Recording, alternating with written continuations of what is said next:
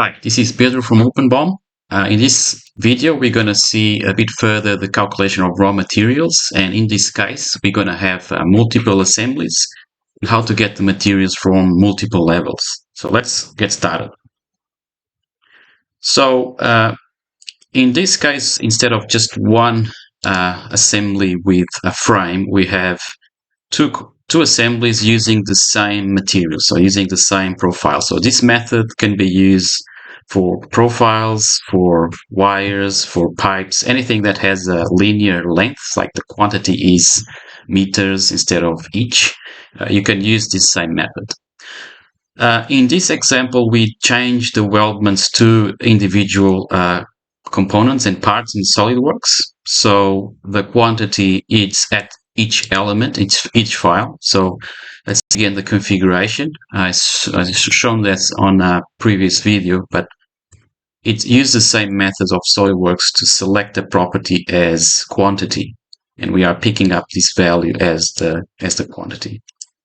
So let's get back to the table and see the result of outputting these to OpenBOM again and see the calculation of all the material levels. So the goal here is instead of doing all this calculation manually, which sometimes it's the case, we export from SolidWorks, export cut lists, and then separately you are trying to get a total material requirement to order lengths of material to manufacture. So it's very useful when you manufacture in-house and you have to deal with these challenges of calculating how much do you need, how much do you have, what's the total cost.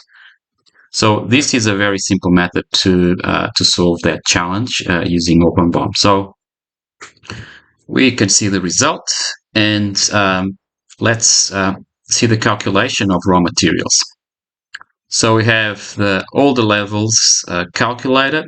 We are using the same material part number in all the different elements. Note how it multiplies by the quantity of each piece. So if we want to look a bit further in the calculation here, let's get a bit more detail in to see the total here. And we should get the same result. So there's the same as the previous example, 8.3. And let's explore further, the benefits of grouping the same material. You can very quickly see the total if you flatten the BOM, so you have the total quantity there.